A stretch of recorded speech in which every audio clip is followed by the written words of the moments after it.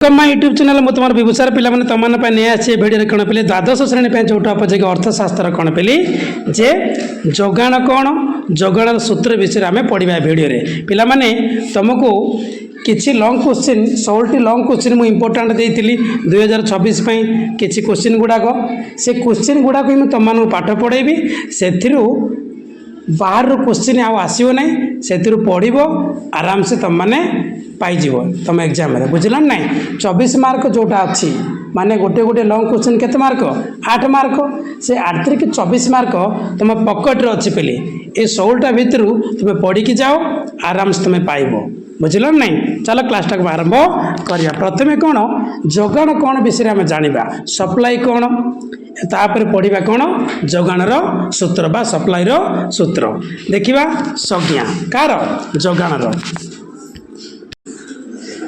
एक निर्दिष्ट समय रे भिन्न भिन्न दर रे जो परिमाण रे विक्रेता बाजार रे बिक्री पे अर्पण करितांती कौन पिली एक निर्दिष्ट समय रे भिन्न भिन्न दर रे जो परिमाण रे विक्रेता बाजार रे बिक्री पे अर्पण करितांती ताको कौन कहा जाए जोगाण कहा जाए मन रखे पिली कौन कहा जाए जोगाण पिली कौन कहा जाए जोगाण पिली भिन्न भिन्न दर रे पिले भिन्न भिन्न दर माने कौन देख मार्केट रे केते गुड़े द्रव्य गुड़ाक अच्छी सबु द्रव्य गुड़िकर दर समान थाए कि समान न थाए ना क्यों द्रव्यर दर अधिक थाए क्यों द्रव्यर दर कम थाए से कौन कहगला भिन्न भिन्न दर रे को दर रे भिन्न भिन्न दर रे कौन करागला जे जो परिमाण रे विक्रेता बिक्री पाई कोठी बाजार रे कौन करिवो अर्पण करिवो ताको कौन कहा जाए जोगाण कहा जाए कौन कहा जाए जोगाण पेले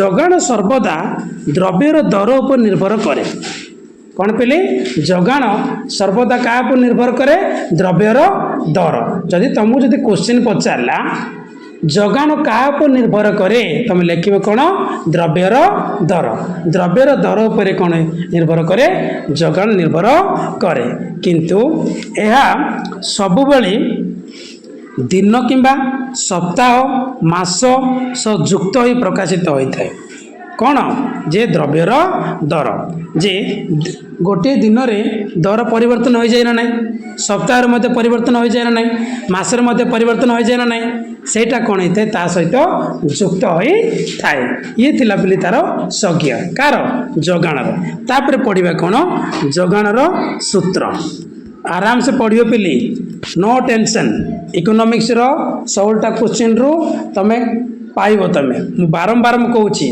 जहाँ पढ़ाऊँगी तुम मैंने देख पाठ पढ़ जाकि आ नोट्स बनाओ देख तापर देख कौन द्रव्यर दर वृद्धि हेले सूत्र कार जोगाणर सूत्र द्रव्यर दर वृद्धि हेले जोगाणर परिमाण मध्य कौन हम वृद्धि हुए सूत्र जदि पचारा द्रव्यर दर वृद्धि हेले जोगाणर परिमाण कौन हुए वृद्धि हुए जिते बड़े आम चाहिदा पढ़ुले चाहिदार कौन थिला द्रव्यर दर वृद्धि हेले जोगाणर परिमाण कौन होता ह्रास पाउला ना सॉरी चाहिदार परिमाण कौन होता ह्रास पाउला किंतु जोगाण से नुहे द्रव्यर दर वृद्धि है आउ जोगाणर परिमाण वृद्धि हम से हीपरी द्रव्यर दर ह्रास हेले जोगाणर परिमाण कौन हम ह्रास हेब द्रव्यर दर ह्रास हेले जोगाणर परिमाण कौन हम ह्रास हेब एठारे द्रव्यर दर और जोगाणर परिमाण मध्य प्रत्यक्ष संपर्क थाए जदि क्वेश्चन आसो तुम मानू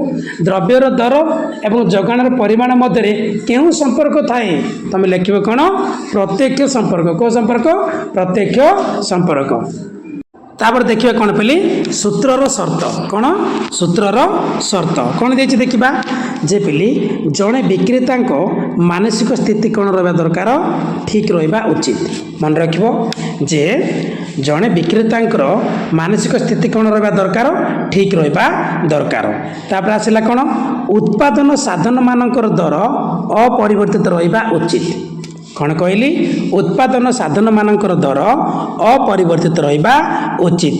ହେଲେ ଉତ୍ପାଦନ ସାଧନ କହିଲେ କ'ଣ ପିଲେ ଉତ୍ପାଦନ ସାଧନ କହିଲେ କ'ଣ କ'ଣ ଭୂମି ଶ୍ରମ ପୁଞ୍ଜି ସଂଗଠନ ଏଗୁଡ଼ାକ କ'ଣ ହେଉଛି ଉତ୍ପାଦନର ସାଧନ ଏମାନଙ୍କର ଦର କ'ଣ ହେବା ଉଚିତ ଅପରିବର୍ତ୍ତିତ ରହିବା ଉଚିତ।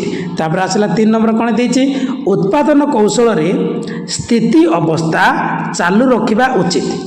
ମାନେ ସର୍ତ୍ତ ସୂତ୍ରର ସର୍ତ୍ତ କ'ଣ କହୁଛି ଉତ୍ପାଦନର କୌଶଳରେ ଯେଉଁ ଉତ୍ପାଦନ ପାଇଁ ଯେଉଁ ଟେକ୍ନିକ୍ ଥିବ ତାର ଅବସ୍ଥା ଯେଉଁ ସ୍ଥିତି ଅବସ୍ଥା ଥିବ ସେଟା କ'ଣ ହେବା ଉଚିତ ଚାଲୁ ରହିବା ଉଚିତ ହେଲା। ତାପରେ ଆସିଲା କ'ଣ ଜଳବାୟୁ 4 ନମ୍ବର ବୃଷ୍ଟିପାତ ମୌସୁମୀ ପ୍ରବାହ ଇତ୍ୟାଦି ପ୍ରାକୃତିକ ଉପାଦାନ ପିଲେ ଉତ୍ପାଦନ ହେବନି ଏଇଟା ଉପାଦାନ ହେଲା ଉପାଦାନ ଗୁଡ଼ିକ କ'ଣ ହେବ ସ୍ୱାଭାବିକ ହେବା ଉଚିତ।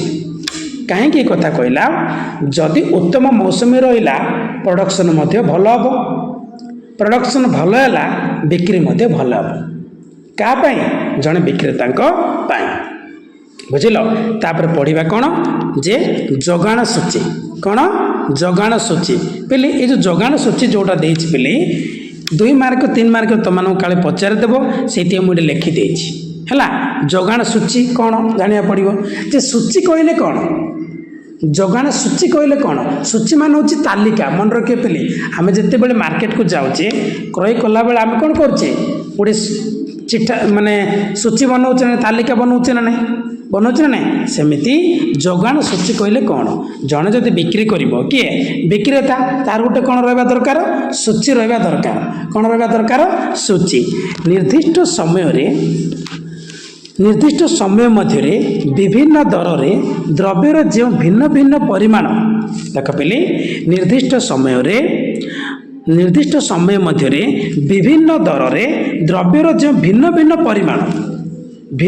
ପରିମାଣ ମାନେ କ'ଣ ଦେଖ ପିଲେ ବିକ୍ରେତା କ'ଣ କରିବ ଯେକୌଣସି ଦ୍ରବ୍ୟକୁ ସେ ବିକ୍ରି କରିବ ଆଳୁ ବିକ୍ରି କରିବ ବୁଝିଲା ନାହିଁ ଡାଲି ବିକ୍ରି କରିବ ଚାଉଳ ବିକ୍ରି କରିବ ମରିଚ ବିକ୍ରି କରିବ ଯେକୌଣସି ଦ୍ରବ୍ୟ କ'ଣ କରିବ ବିକ୍ରି କରିବ ହେଲେ ତାର କ'ଣ କରିବ ଭିନ୍ନ ଭିନ୍ନ ପରିମାଣ କେଉଁ ପରିମାଣ ଭିନ୍ନ ଭିନ୍ନ ପରିମାଣ ହେଲେ ଚାଉଳ ଯଦି ବିକ୍ରି କଲା 10 କୁଇଣ୍ଟାଲ କି 6 କୁଇଣ୍ଟାଲ କି ନହେଲେ 5 କୁଇଣ୍ଟାଲ କେମିତି ବିକ୍ରି କରିବ ନା ନାହିଁ ହେଲେ ତାର ପରିମାଣ ରହିବ କ'ଣ ରହିବ ପରିମାଣ ହେଲେ ବଜାରରେ ବିକ୍ରେତା ବିକ୍ରି ପାଇଁ କ'ଣ କରିବ ଅର୍ପଣ କରିଥାନ୍ତି ତାକୁ ଯଦି କ'ଣ କରିବ ତାଲିକା ଆକାରରେ ପ୍ରକାଶ କଲେ ତାକୁ କ'ଣ କୁହାଯିବ ଯୋଗାଣ ସୂଚୀ ଲେଖା ହେଇଯିବ ଯେ ଆଳୁ ମୁଁ କେତେ ବିକ୍ରି କଲି ଆଳୁ କ'ଣ କଲି ଯେ 10 ଟଙ୍କା ଦରରେ ମୁଁ 20 କୁଇଣ୍ଟାଲ ବିକ୍ରି କଲି ମନେକର କଥା କହୁଛି ଯେ 5 ଟଙ୍କା ଦରରେ ଚାଉଳ କେତେ କୁଇଣ୍ଟାଲ ବିକ୍ରି କଲି 2 କୁଇଣ୍ଟାଲ ବିକ୍ରି କଲି ସେଇଟା କ'ଣ ହେଇଗଲା ଲିଖିତ ଆକାର ରହିଲା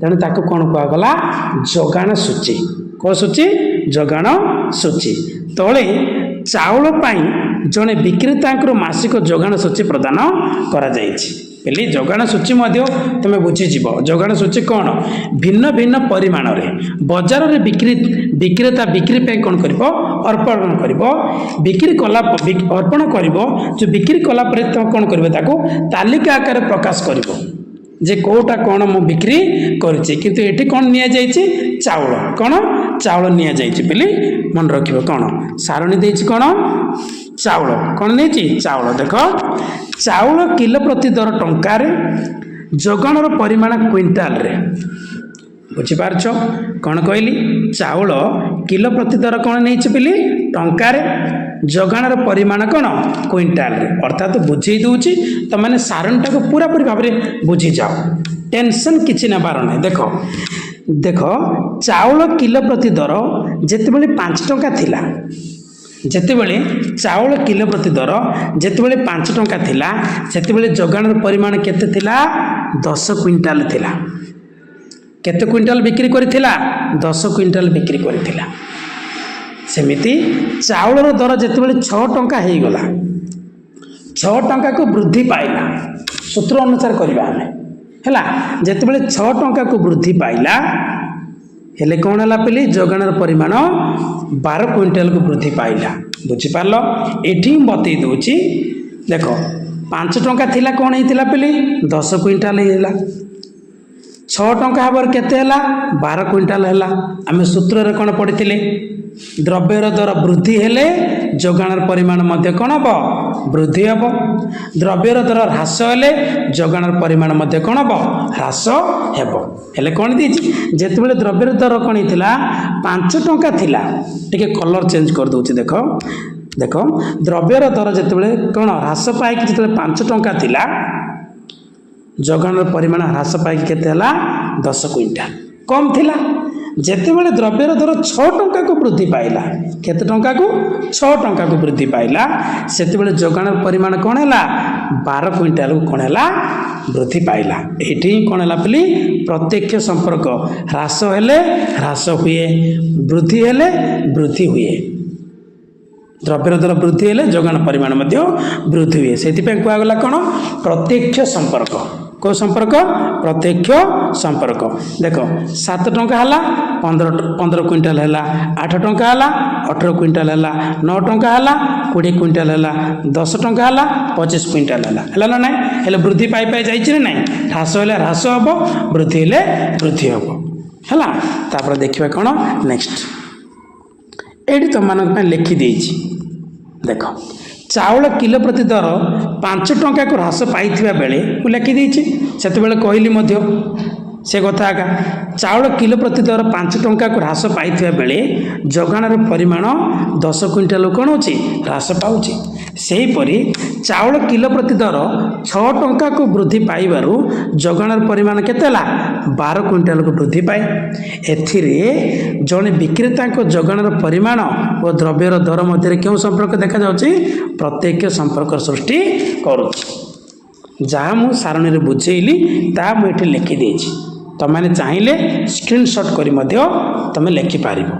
तापर देखिबा चित्र कौन चित्र पहले चित्र देख एमती देछि चित्र चित्र देख एटा चित्र प्रथमे कौन करिवो ओ एक्स गोटे नहीं जीवो एमती नहीं जीवो हला नहीं गलो तापरे ओ वाई एमती नहीं जीवो बुझला नहीं तापरे एठी लिखि देबो कोन तळे लिखि देबो तळे मु गार दोछि देखो एमती एमती बारंबार बारंबार करछि कलर चेंज कर दोछि तुम जानिया पाइ बेले हला देखो मु एमती एमती एमती कर देली एठी लिखिबो परिमाण कोन परिमाण किंतु ए साइड लिखा छि कोन द्रव्यर दर बुझि पारछ नै हेले किछि करबार दरकार नै केवल सूत्र मन रख केवल सूत्र मन रखिदेव कौन द्रव्यर दर ह्रास हेले जोगाण परिमाण कौन होची ह्रास होची कम बिक्री करिछि एमिति टाणीदेव बुझिपारछ ना नहीं द्रव्यर दर वृद्धि हेले जोगाण परिमाण मध्य कौन होची वृद्धि होची अर्थ हला कौन हला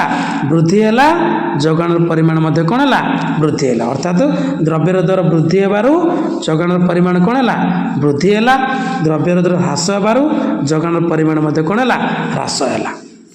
एटी कौ संपर्क प्रत्यक्ष संपर्क देखा जाउछे कौ संपर्क प्रत्यक्ष संपर्क हेले पेली एटा ऊपर केमती जीवन नै वृद्धि होय होय जीवन नै हेले पेली एठी एमती गार गुटे पकई देबो एटा होची कोन एस S1 एठी लिखि देबो S एटा होची S1 अर्थात कोन हला जे पेली मन रखिबो जे जोगाण रेखा को रेखा जोगाण रेखा ए जोगाण रेखा एटा होची कोन लेफ्ट एटा होची कोन राइट एटा होची लेफ्ट एटा होची राइट जति क्वेश्चन पचारिबो जोगाण रेखार आकार किपरि लिखिबो ऊर्ध्वगामी हैला बामरु डाहाण को राइट माने कोन डाहाण ए जो बामरु डाहाण को कोन होची पेली ऊर्ध्वगामी होची को रेखा जोगाण रेखा को रेखा जोगाण रेखा ये थिला पेली कोन चित्र जदि तुम मान जो डाउट लागुची तुम वीडियोटा को रिपीट करी करी करी देखो बुझला नै तापर देखिबा कोन देखो लिखि देछि ओ एक्स होची कोन जोगाणर परिमाण ओ वाई होची कोन द्रव्यर दर S1 होची कोन जोगाण रेखा आ कोन देछि जोगाण रेखा कोन हिची पेली बामरु डाहाण को ऊर्ध्वगामी होची एबे ही कहली मु ओ दर OP1 को कोन थिबा बेले जोगाण परिमाण कोन अछि OQ1 दर OP2 को वृद्धि पाबे बेले जोगाणर परिमाण कोन होची OQ2 को वृद्धि पाई जहाँ चित्र रे तुम मानक कहली सेटा ही एठी लिखाई आ किछि नै तापर देखिबा कोन जोगाणर सीमाबद्धता कोन पेली जोगाणर सीमाबद्धता କେଉଁ କେଉଁ କ୍ଷେତ୍ରରେ ଏହି ସୂତ୍ରଟି କାର୍ଯ୍ୟ କରିବ ନାହିଁ। ବ୍ୟତିକ୍ରମ ମଧ୍ୟ କହିପାରିବ ବା ସୀମାବଦ୍ଧତା ମଧ୍ୟ କହିପାରିବ। ବୁଝିଲା ନାହିଁ? ଦେଖିବା ଦୁର୍ଲଭ ଓ ବିରଳ ଦ୍ରବ୍ୟ। ଦୁର୍ଲଭ ଓ ବିରଳ ଦ୍ରବ୍ୟ କ୍ଷେତ୍ରରେ ସୂତ୍ରଟି କାର୍ଯ୍ୟ କରିବ ନାହିଁ। କେଉଁ ସୂତ୍ର? ଯୋଗାଣ ସୂତ୍ର। ତମେ ବିରଳ ଚିତ୍ର ଯେଉଁଟାକି ଦୁଷ୍ପ୍ରାପ୍ୟ କଳା ତୁମେ ବିକ୍ରି କରିପାରିବ କି? ଯେଉଁଟା ଅନାବଶ୍ୟକ ଚିତ୍ର ତାକୁ ତୁମେ ବିକ୍ରି କରିପାରିବ କି? ନାହିଁ। ସେହି କ୍ଷେତ୍ରରେ ସୂତ୍ରଟି କାର୍ଯ୍ୟ କରିପାରିବ ନାହିଁ। ମନେ ରଖିବ। ଅର୍ଥାତ୍ ଦୁର୍ଲଭ ଓ ବିରଳ ଦ୍ରବ୍ୟ କ୍ଷେତ୍ରରେ ସୂତ୍ରଟି କାର୍ଯ୍ୟ କରିବ ନାହିଁ। ସେକେଣ୍ଡରେ ଆସିଲା କ'ଣ? ଗୋଦାମ ଖାଲି ବିକ୍ରି। ଗୋଦାମ ଖାଲି ବିକ୍ରି କ୍ଷେତ୍ରରେ କ'ଣ ହେବ? ଯୋଗାଣ ସୂତ୍ରଟି କାର୍ଯ୍ୟ କରିବ ନାହିଁ। ଅର୍ଥାତ୍ ଦେଖ, ଯଦି ମୁଁ ବିକ୍ରି କରୁଛି, ମୁଁ ବିକ୍ରି କରୁଛି ମାନେ ମୋତେ କ'ଣ ଦରକାର? ମୋତେ ଲାଭ ଦରକାର ନାହିଁ। ହେଲେ ମୁଁ ଗୋଦାମଟାକୁ ଖାଲି କରିବାକୁ ଚେଷ୍ଟା କରିବି କି? ଫାଟାଫାଟ ଦେବାକୁ ଚେଷ୍ଟା କରିବି, ଜଲ୍ଦି ଜଲ୍ଦି ସରିଯିବା ବୋଲି ଚେଷ୍ଟା କରିବି କି? ନାହିଁ ନା। ହେଲେ ଯେତେବେଳେ ବିକ୍ରେତା ତାଙ୍କ ଗଚ୍ଛିତ ଥିବା ଦ୍ରବ୍ୟକୁ ଖାଲି କରିବାକୁ ଚାହାନ୍ତି, ସେତେବେଳେ ସେ କମ୍ ଦାମରେ ଅଧିକ ବିକ୍ରି କରନ୍ତି, ଯାହାକୁ ଗୋଦାମ ଖାଲି ବିକ୍ରି ବୋଲି କୁହାଯାଏ।